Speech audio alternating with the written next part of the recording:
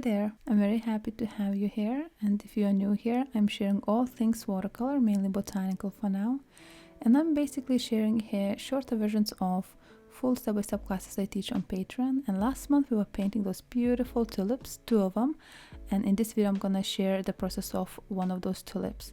So here are the colors. First one is permanent rose with a little bit of touch of quinacridone gold to create a peachy color of the pink. And the second one is again permanent rose with touch of quinacridone gold, but this time I'm also adding some neutral tint to create a shadow color.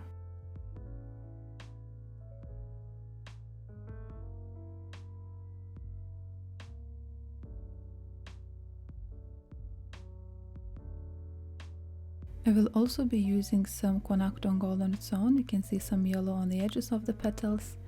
And for those more orangey parts, I'm gonna be using quinacridone gold and add a little bit of permanent rose. So you can see that I'm using pretty much the same pigments, but in different quantities that can create many different varieties of shades and hues. I also will need a little bit of green for the flower head, so I'm gonna be using Artlist with a little bit of Fallow blue and create this very fresh looking green. Normally I start every single painting with wet on wet. Wet on wet is when you wet the paper first with clean water and then apply color on top of it. And it just flows very nicely. When the flower has many different colors that seamlessly join each other and have very smooth transitions, I tend to use wet on wet a little bit more than just for base color. So that might be the case with this tulip. So the first layer, I apply pink, shadow pink and green colors. Once the color is applied, I then lift off the highlights, and at the very beginning you can lift off very thick and smooth and soft highlights, and as the glaze dries you can lift off finer, sharper veins.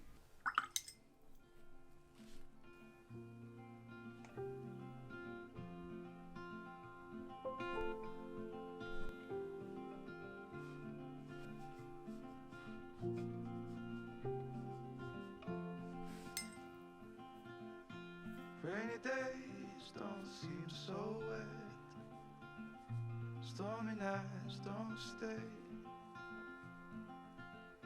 From the moment that we met, you were worth the wait. Oh, this could be the best thing that I'll ever know.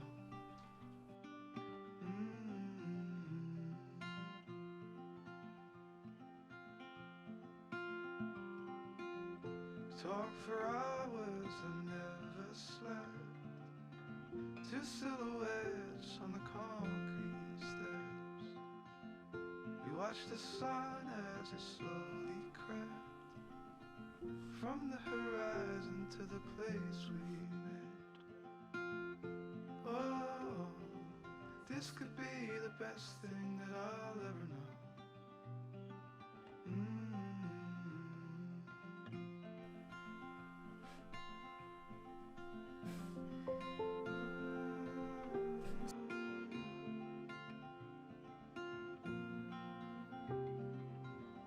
Before I apply my second main color, orange, I need to build the tonal value of the pink. For that I'm using wet on dry glazing technique, where I paint little sections at a time and soften the edges with clean down brush so I don't leave any watermarks. That way I can be a little bit more relaxed, take a little bit more time and paint with a little bit more detail.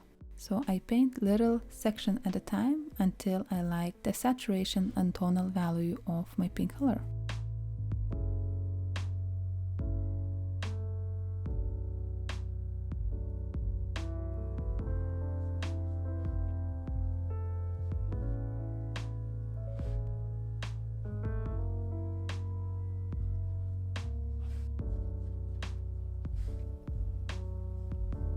Also, before we lay down the orange color, I would like to paint in the veins of the tulip. And the reason I'm doing it now, because it's good to paint the veins sort of in between the layers so that they become a little bit soft and diffused with additional colors and they look a little bit more natural. So now I take the brush that has a sharpest point, practice few veins on the piece of paper, And I'm just gonna paint in those tiny little veins on all of the petal, making sure they curve in the right direction so that this tulip and this petal looks realistic and natural.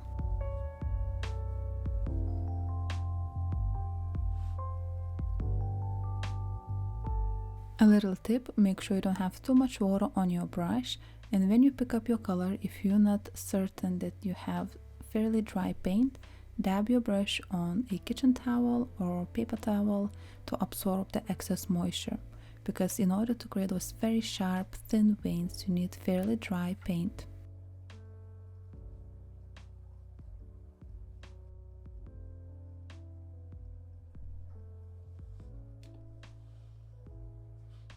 So when all of the veining is done, I apply a second clean water glaze, and now we will be able to apply our yellow and orange colors where appropriate.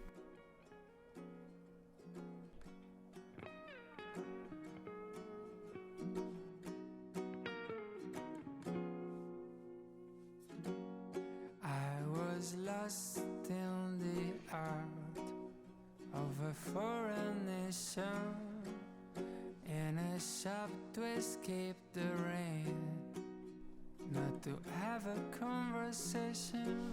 And that's the moment you step in to find some shelter too. Don't get a word you're saying by girl. Her eyes are reading new, 'cause I don't know what your lips are saying. Don't get a word, but it's the most beautiful thing I've ever heard. And just a small hello, so that we can say it doesn't sound like much, but it's enough to make me stay.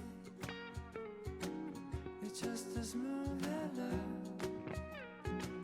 but more than 1,000 words, 'cause it's a small hello that made my world flip and turn. And then the rain was thick and still, it started pouring. We just ignored the flood and laughed at the thunder roaring, 'cause the drumming. So once the layer is dry, if I lost a little bit of highlights, I can just scrub it off with clean brush and paper towel.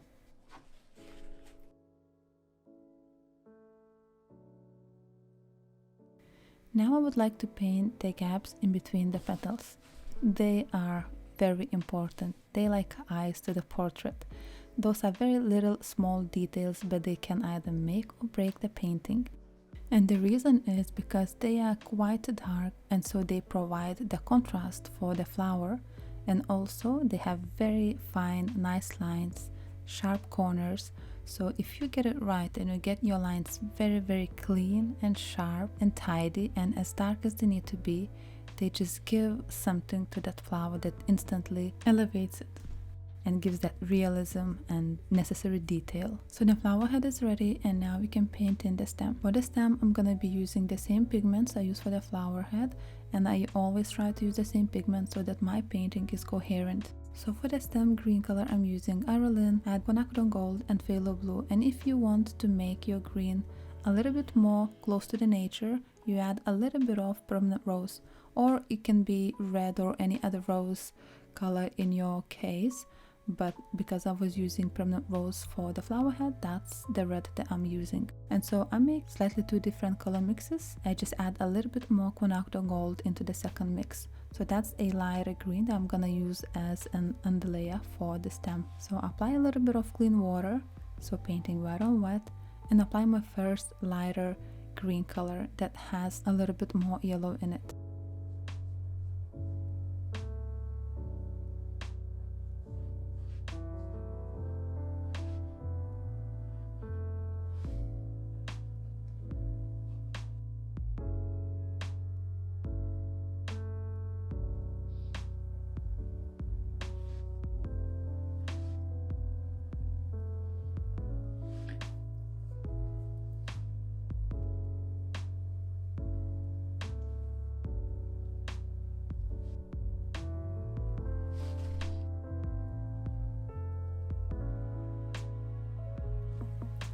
Leave it to dry and then I apply second layer again with wet on wet, but this time I'm gonna put down the darker green color and focus a little bit more on the right hand side of the stem because that's where the shadow is the strongest.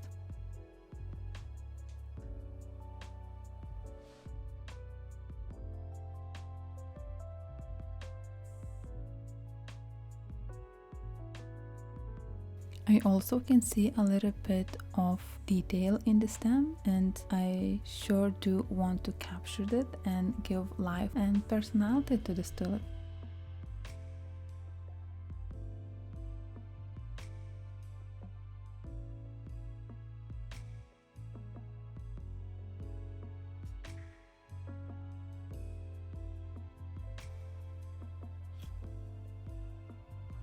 And last step, I do that dry brush to make the stem a little bit more smooth, where I use tiniest brush strokes over entire surface, creating smooth transitions and an even color. So basically filling in little gaps in the glaze that eventually creates a very smooth layer.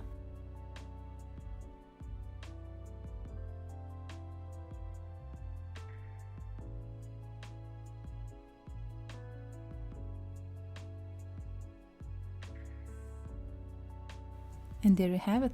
Thank you for watching, and if you liked it, then thumbs up and subscribe, and I'll see you in my future videos. Thank you for watching. Bye.